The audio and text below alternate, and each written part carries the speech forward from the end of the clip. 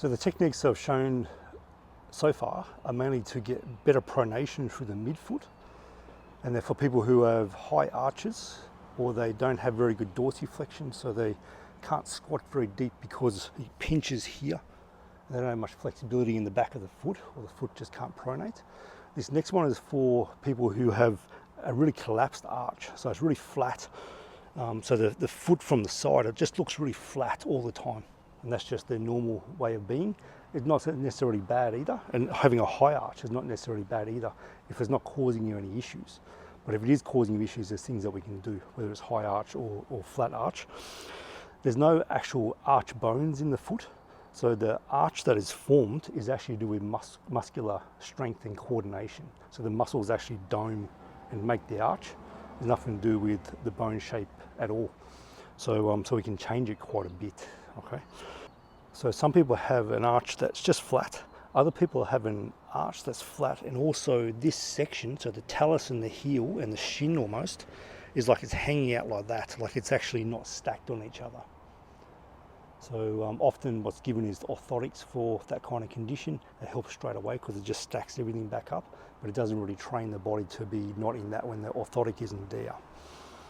So these exercises are ones that can help get you out of orthotics. So the two that I'll show you now, so these are for the really flat arch, or the arch where the foots also come across too. Okay. So the first one, grab a power band, put it over the middle of the foot, put a fair bit of tension on it, and then stand on it. So the band is wanting to pull my foot in like that. So if I don't let my knee move, or it'll move a little bit, but the arch wants to pull in. So all I'm doing, I'm just rolling my foot outwards, and I'm keeping this knuckle on the ground, because I can do it without lifting that knuckle up like that. So not that.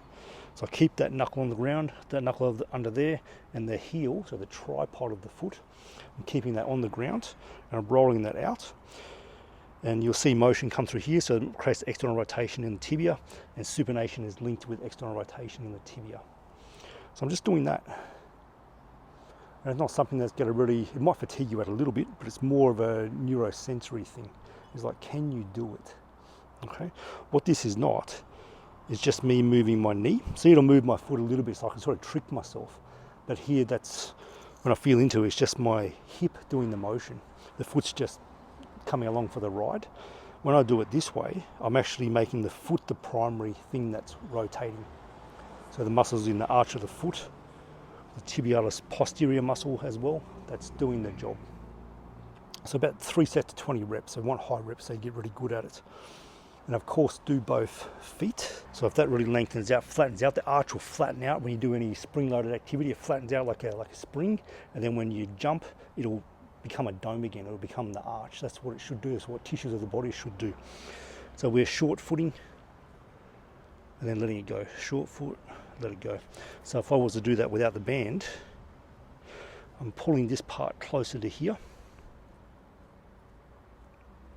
What I'm not doing is clawing my toes. So I'm not clawing. People do that very easy. It's actually not that good for the toes or the foot. So I'm not clawing the foot. And I'm not lifting this off. See this? So I'm really contacted only here and my heel. So this isn't touching the ground. I need here to be touching the ground. And see what the ankle does. So it creates that arch, that lift. So you can train just doing short foot. Do a squat. See how that feels. Let it go. Short foot again. Squat, see how it goes. You can do both sides at the same time.